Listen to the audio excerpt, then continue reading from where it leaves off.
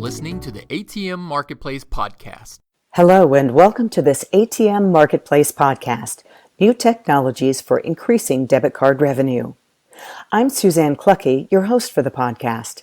Today I'll be speaking with Carol Specogna, Vice President of Card Services at Fiserv, to learn about some of the best practices and new technologies that financial institutions can leverage to boost their debit card revenue.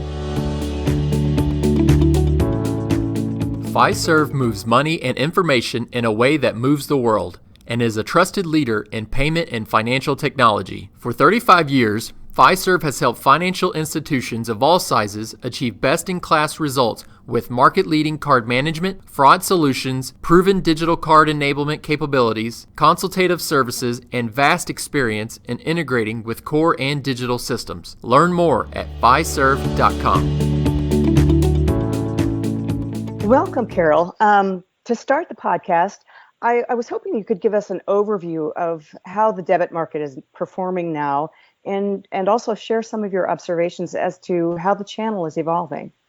Yeah, absolutely. Thanks, Suzanne, and thanks for having me here today. Well, the debit market is going strong, and it continues to grow year over year. Debit and debit cards really remain one of the most frequently used forms of payment. And even recently, the Nielsen report had indicated that debit cards gained market share in 2018. And what we saw in 2018 was that the debit cards themselves represented about 40% of purchase volume. I believe we're seeing more activity with debit cards for a variety of reasons. And what I want to do today is just touch on a few of these things. So overall, consumers are becoming more comfortable using debit cards in things such as mobile applications for payments, and that's whether it's in a in-person or customer not present type of transaction. We're also seeing more e-commerce activity and card-on-file transactions.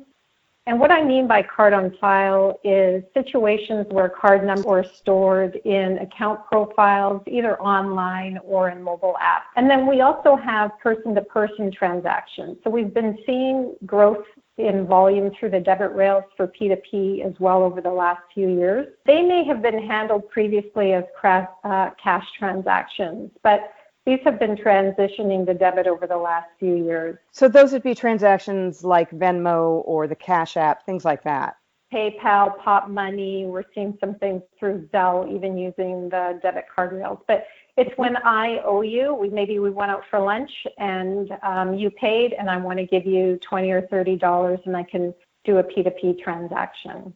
And I like to use an example too, because I feel that P2P or person-to-person transactions, it's really taking the same course that we saw with really small ticket transactions in the past. If you remember, people generally, like you and I, consumers, we were paying for small ticket transactions, things where, you would go up to a vending machine, or even if you would go into a store and you would buy something for $3, you typically used cash, but in our debit industry, we did a really good job of shifting those transactions over to the debit rail.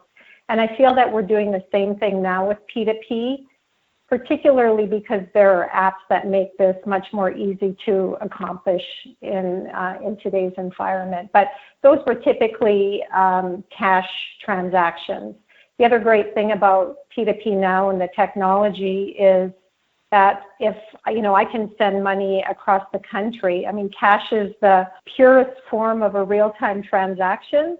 The problem is we're not always in the same room, right? So we could be in different parts of the country, different parts of the state or city, and it's an easy way to share funds at that point.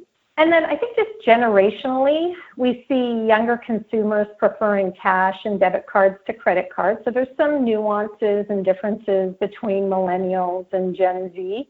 But overall, debit is a very popular method of conducting transactions in both of these demographic segments. And in our industry, we focus on this segment of the market because we know that, millennials, Gen Z, they have more on-demand requirements that we need to meet even in our payments world, right? So from our perspective in payments, what consumers are looking for in these segments, and also others, but primarily those segments, is really easy and convenient access to funds, to their funds specifically. I have heard in the past that millennials and Gen X are more cash preferred. Is that your experience? We do see that. We've even seen that with some of our own Fiserv studies. So we can, we have a third party who conducts these studies on our behalf. And we actually saw either the same cash usage or greater from year over year when we compared the survey results.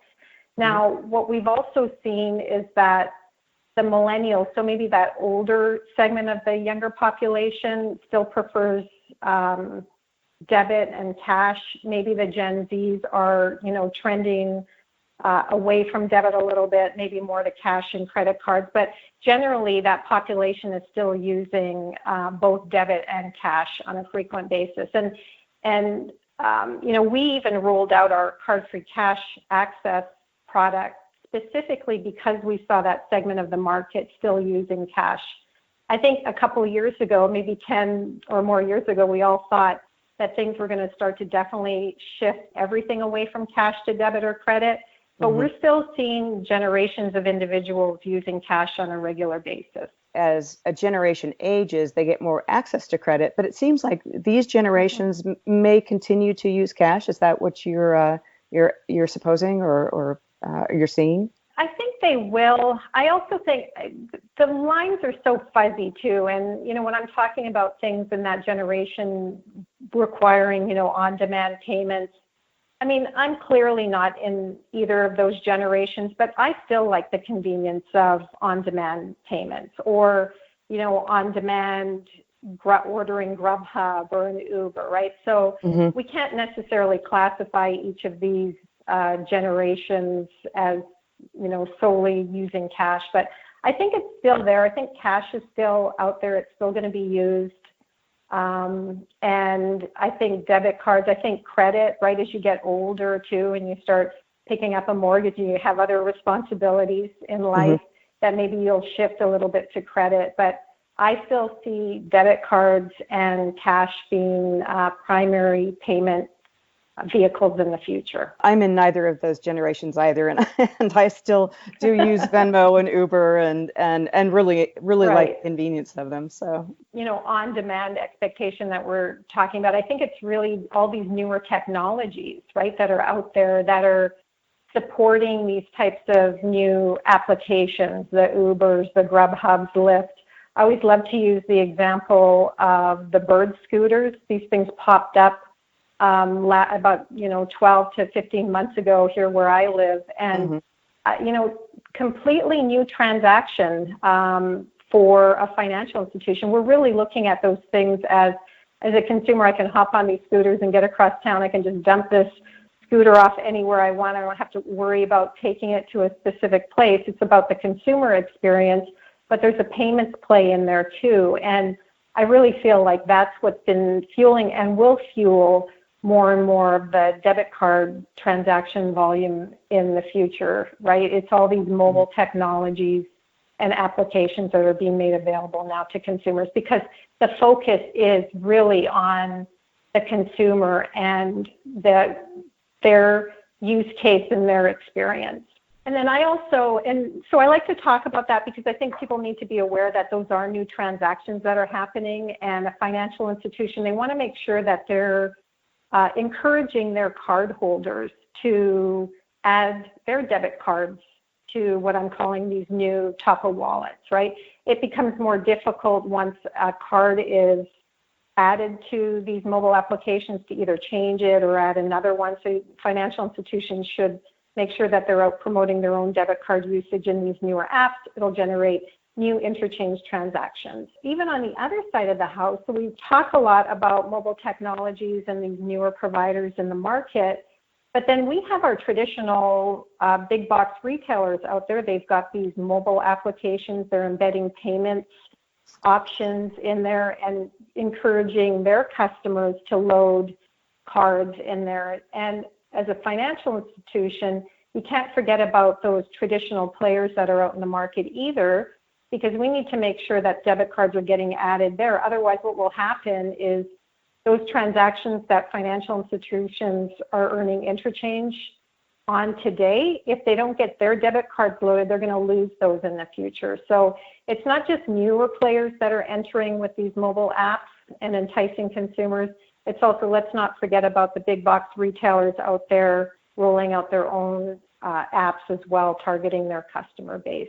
And then just some other things that we're seeing, still stuck on these mobile devices because they are part of our everyday lives. But I think there's new features and tools that are getting embedded in them as well to help consumers mitigate fraud. I think fraud is on the top of people's minds because they see a lot of it in publications and social media, et cetera. So they hear a lot about data compromises, that sort of thing.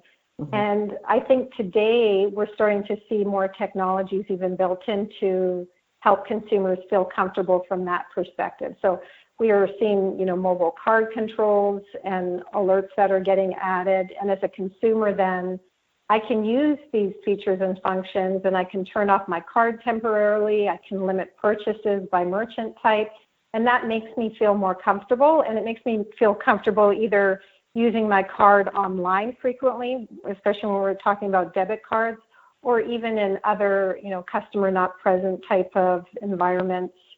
But, those things add another layer of security and comfort for consumers. Yeah, actually, I think I just recently used the Target wallet in a store, and I don't think it even required that I input my PIN number, which I found really interesting, and for security's sake, a really kind of a nice advancement in the technology. It is, and you always have to balance everything out between consumer experience and security. And we're really, for us in our world, in our industry, we do always have to think about that.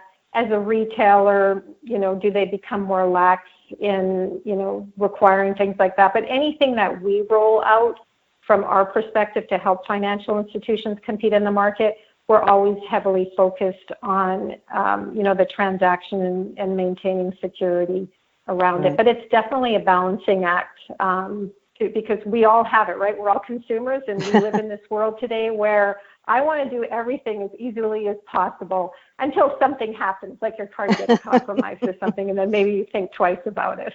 Exactly. No, and I think financial institutions have done a great job, right, trying to manage all that and reissue cards when needed, adding more and more layers of fraud mitigation tools that help, whether it's, neural network based, it's rules based. There's a lot of tools out there now that are being made available to financial institutions. And, and people do go to extremes, and some may have started to use cash again. But I think for the most part, financial institutions have done a great job of helping consumers feel comfortable and, really monitoring fraud. And then just a couple of other things I wanted to talk about, things that have really been in our industry for a while, but they're resurfacing. And one is instant issuance. So that one always surprised me because it has been around for a while, but I feel like the conversation is heating up again about instant issuance. So banks, credit unions, right, helping their consumers get access to cash immediately, promoting debit card usage, right, provides more interchange revenue for banks and credit unions. So the quicker that they can get a card into somebody's hands, they start earning revenue off that. But and definitely, again, like I said, surfacing again for some reason, and it's probably just this instantaneous going back to, on demand. If I'm going to walk in and I'm going to open up a new account, give me a debit card right away so I can start using it. I just opened an account with you, financial institution. So I think that's one of the reasons we're seeing more interest in that lately as well. And then the final one is rewards programs. So those have been around for a while in the industry for many years. And I think we all thought those were going to go away, especially after Regulation II was enacted. And that's where it was the Durbin Amendment, right? So capping interchange for the very large financial institutions. I thought the rewards programs were going to go away because typically interchange revenue was used to fund those types of programs for customers. Right. They did go away, but we're starting to see a reintroduction of those again. And I think it's because we're starting to see more studies on, there is this card loyalty play here if you do offer rewards program for your debit cards. And the other reason too is these programs have evolved. So they tended to be programs that were funded by financial institutions. These have evolved now into more merchant-funded programs. So that definitely reduces the cost to the financial institutions, but they can go out and offer rewards on debit cards as well, a lower cost than maybe they had to in the past. I'm seeing more contactless everywhere I go. My Costco card is now contactless, which I love. So I'm assuming that we're going to be seeing more of those as retailers ramp up with contactless capability. Absolutely. So we've got the retailers, they have terminals out there. They didn't necessarily enable contactless, and that was because there was some confusion really with these terminals and the global brands and their network rules. We still need to make sure that we can provide to the merchant the opportunity to choose which network they want to send a transaction to. And so those rules have changed here over the last 6 to 12 months. So we're going to start to see more merchants enabling those terminals. And then on the other hand, issuers as well. So you're starting to see the cards. I started to see them first on credit. We're definitely seeing them get rolled out now on the debit side of the house as well. We'll probably see some volume in 2020. More likely, the ramp up will happen in 2021 as both merchants enable those terminals and more issuers get their cards into contactless as well. And then, who knows what we're going to see with mobile contactless. That'll be something interesting. I think that's going to be the next big thing that we'll keep our eye on as soon as these terminals get enabled. The one thing that we can be sure of is that change will be a constant. Yeah, no, absolutely. And that's what I was going to say. I mean, our industry is so active. It has been for the last 10 years. I felt like previous to that, things were, pretty static, not stagnant, but not, we were doing the same thing year over year. But for the last 5 to 10 years, things have become very active, and I don't see this slowing down. I think banking itself is very competitive here in the U.S. Not only are we seeing the traditional banks and credit unions, we're seeing alternate service providers, and I think it doesn't matter which one you are. It's really about the consumer these days and making sure that we provide, access to the funds and secure transactions for consumers. Yeah, I think that's absolutely true. Well, that is a terrific overview of the industry, the debit industry. And it's actually a really great foundation for where we're going next. I wanted to ask you if you could give us an overview of the Excel debit network and tell me about some of the innovations Fiserv is bringing into the debit market now. Oh, yeah, absolutely. So Excel Network, we are a national network. We compete with Visa, MasterCard, and we're just like Star, which Fiserv recently acquired with the First Data transaction. But with Excel specifically, we're really focused on partnering with our financial institution members. And our focus is to maximize the portfolio profitability and growth. And it doesn't matter what asset size. We're doing this across different segments within the financial institution market. What I'm talking about here is really focusing on interchange income, but looking at it from the total debit portfolio, meaning I'm not just trying to maximize what a financial institution is going to earn on Excel. I'm very focused on what other network, primarily, you only want 2 unaffiliated networks on a card. That's the best thing for a financial institution if they're trying to maximize revenue. So when we're looking at our pricing, we're really focused on, are you Visa, are you MasterCard, are you Discover Debit? And how do we optimize the revenue if the transaction comes through Excel, versus whether it's going to go through Maestro if they're a MasterCard issuer. But we're really focused on the overall value to the financial institution. And one of the neat things that we do is we have something called front of card pricing. And what that means is that we're pricing out in the market. So to a merchant, we can price differently for a transaction if it's a Visa issued card versus MasterCard issued card or even Discover debit. And that's really important because there's a lot of activity in the debit industry, like I said, from a pricing perspective. So for instance, if Visa goes and cuts a deal with a merchant out in the industry, we can decide from an Excel network perspective, do we want to win that volume back? And if so, at what price do we have to charge the merchant?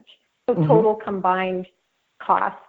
And we can set the price only in relation to a Visa issued card without any impact to MasterCard issuers that also participate in Excel. So we can keep that blended interchange net revenue up for any MasterCard issuer. So it sounds a little bit complicated, but it really helps us to stick to our objective of maximizing the debit portfolio for issuers.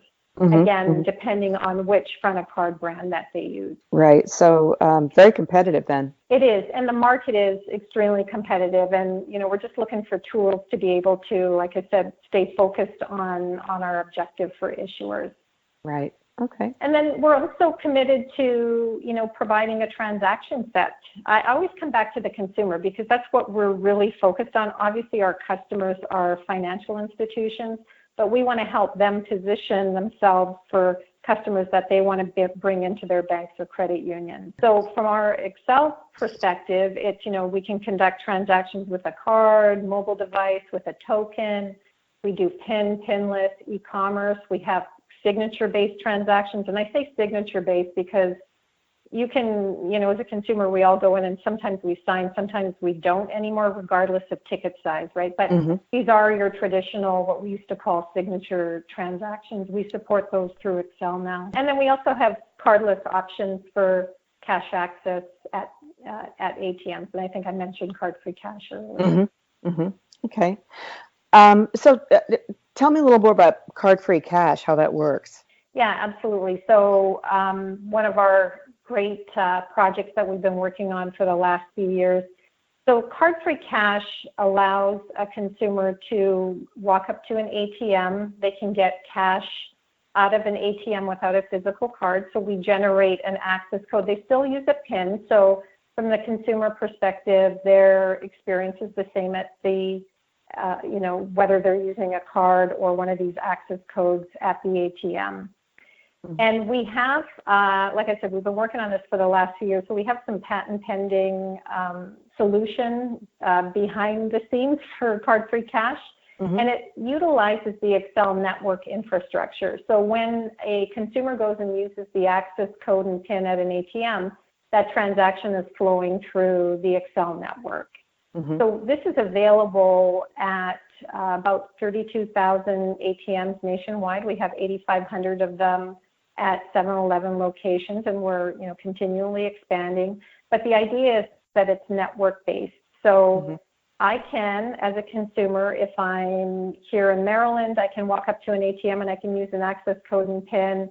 If I'm traveling across the country and I've lost my card, I can call my financial institution. It can get blocked, and I can still have access to cash even if I'm across the country, because these access codes are not tied to actual debit card numbers, which in itself adds another level of security, right? So if somebody intercepts one of these access codes, tries to reverse engineer it, they're not going to come up with my debit card number because it has nothing to do with an actual debit card bin. So we do have that additional layer in there. But it's very easy to implement. We did the work behind the scenes so that a financial institution can join quickly, and an ATM owner, things look pretty much the same to an ATM owner. There's minimal work, and obviously that helps us bring new financial institutions up on the program quickly. You just made a reference to card-free cash and how it helps prevent fraud. And basically keeping fraud mitigation at bay is pretty much everybody's objective, whether you're a retailer or a bank or consumer. So tell me a little about how you're dealing with fraud.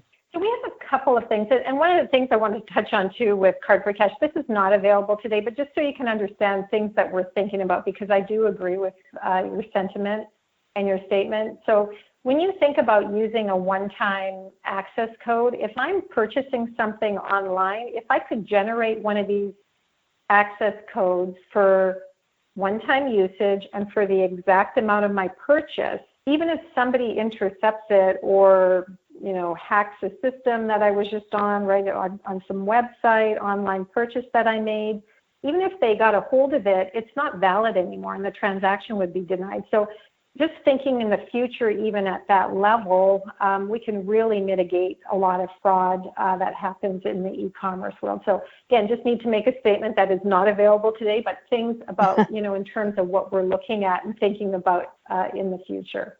Right. What we have today for Excel is we did roll out something called Network Rule Manager in 2018. And this is really focused on looking at all the transactions coming through the network, particularly if we're looking at a certain merchant or activity that's happening at an ATM. We can look for any particular patterns and then notify our financial institution members. Typically, a financial institution, when they use neural network products or rules, they're only looking at their own card base for patterns, et cetera. And what we're trying to do is supplement that and say, look, we're looking across our network and we see some activity. We've seen a card that, maybe went to this merchant or to this ATM and it could potentially be fraudulent. We want to inform our financial institution members of this activity, and then they can add it to their repertoire of fraud mitigation tools. Yeah, it definitely broadens the picture for them. It does. It's just another piece of data to try to help them do what they need to do, right, from a fraud mitigation perspective. And then we're also rolling out in 2020 a 3D secure solution. So that's when, specifically for e-commerce transactions, we want to make sure that, again, if there's another layer of fraud detection that we can add or something to supplement for financial institutions, that we do that, particularly in the online space. Again, it's always coming down to let's make sure that customers feel comfortable using their debit cards online. So whatever we can do and roll out, we want to be able to make sure that we make that available to financial institutions. Financial institutions, come in all sorts of sizes, and, large institutions have very different needs from small institutions. So I'm wondering how Fiserv's Excel network caters successfully to all of these different sizes of institution. I think one of the benefits of being a member of the network here at Fiserv is that the financial institutions have the ability to choose whatever point of sale interchange program works best for them. Because you're right, we have members all the way from your smallest financial institution around the corner to large financial institutions in the industry. In our regulated space, and that's regulated meaning they're greater than 10 billion in assets, we do provide the maximum point of sale interchange that's allowed by law. And we start to become a little bit more creative in the exempt space, right? So the segment 10 billion and above, below, there's actually quite a few financial institutions, but they themselves have a lot of different needs. So we've come up with 3 different interchange programs. One's called Excel Assurance, we've got Excel Advantage, and Excel Select. So Assurance is really something that we made available to the smallest of our members, and it was because after Durbin, we heard from some of these very small banks and credit unions that said, look, I know there's this downward interchange trend out there, right, from a revenue perspective. Can you help me on the cost side of the house? And so what we're able to do with Assurance is we do give them less interchange because we're trying to win as many transactions as possible from merchants on their behalf, but they don't have to pay a switch fee to the Excel network. So we're trying to help them reduce their expense of their debit program. They still earn interchange. It's just not what they could earn in some of the other programs. And it also doesn't limit them. So if they're participating in more than 2 unaffiliated networks, so sometimes these smaller banks and credit unions, it might be too costly to get out of some of the other networks before the contract term expires. So we're just telling them, look, we price in the market to win as much as possible for you at zero switch fee, and again, focus more on cost. We have our Advantage and Select programs, which are very similar.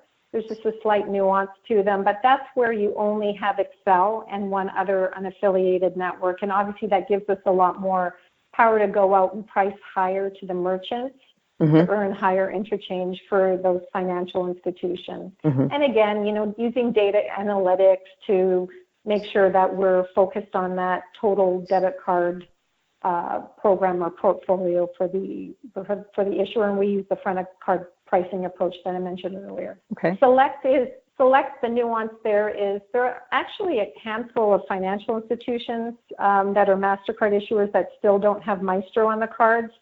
So what we do is because we have this front of card pricing approach, we can actually price in our Select program even higher because Excel is the only PIN-based network that's on those cards. And again, it's a handful of issuers that fit that profile, but what we're trying to do is help them wherever we can.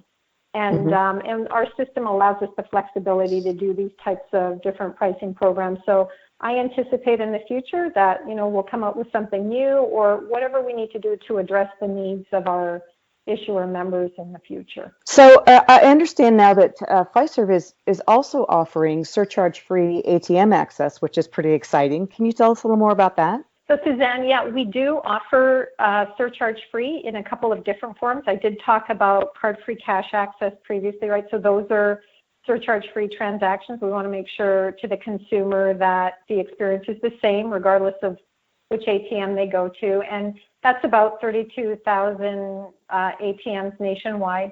And then we also have the MoneyPass surcharge-free ATM network. So Fiserv, last fall in 2018, we acquired from U.S. Bank the MoneyPass network, and that gives cardholders access to another 32,000 ATMs nationwide. And in essence, Fiserv has a surcharge-free ATM network of about 60,000 ATMs nationwide. So consumers, if their financial institution is participating in both MoneyPass and card-free cash, they can conduct surcharge-free transactions with or without physical cards, right? So on card-free cash side, the access code. With MoneyPass, obviously there's the physical card. But we think that it's, still something that's of interest out there in the market.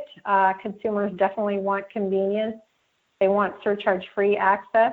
And I think it's one of those coveted cardholder perks if a financial institution can provide it to their membership base. And why does that matter for cardholders so much? I think we're always looking at data and studies, and we recently saw even in Mercator Advisory Group, right? So about 71% of consumers, they avoid an ATM surcharge. I know I do. I don't know about you, Suzanne, but I definitely try to as well. So I think it's just something, if you're going every week to an ATM, and if you can find one that's surcharge-free, and your financial institution obviously participates in, I think consumers will continually go to those, because if they can avoid the expense, they definitely will. Yeah, I've had to pay surcharge twice in my life, and I'm still mad about it. So. Yeah. I saw we had another stat here too from Bankrate out of New York City. I think they say the average surcharge now is $3, a little bit more than $3. But I've seen some things, especially if it's based more on a percentage of the transaction versus a flat rate, that can get pretty steep. There are benefits for the financial institutions, obviously, to be in a surcharge-free network. Can you kind of give us a picture of those? Yeah, I think a financial institution needs to, do their math and take a look at, how many ATMs can you support? I think participating in a surcharge-free network, and not just thinking about it locally, right? So maybe you're a size of a financial institution that can afford, and it makes sense to have these ATMs in your local space or region. But what about when you have cardholders that are traveling and still being able to provide surcharge-free experience for them, because those won't be on-us transactions at that point. So it's definitely something to think about from an expense reduction in terms of, how many ATMs do you need to have out there, and balancing that against the cost of participating in a surcharge-free program. I think it's that. I think it's also the card loyalty perspective. Like, how do you distinguish yourself from maybe the competing financial institution that's across the street? And I think more and more banks and credit unions are trying to figure out, because it is a competitive space, and they're competing with alternate service providers that don't have ATMs because maybe they're not regional, they're nationwide, they're online, and they've got to provide ATM access. How do you compete with that as well? So Right. I think there's that card holder value in there, that perspective that financial institutions are also considering at this point. We've talked about card-free cash a little bit, and I know that Fiserv has a really special program there.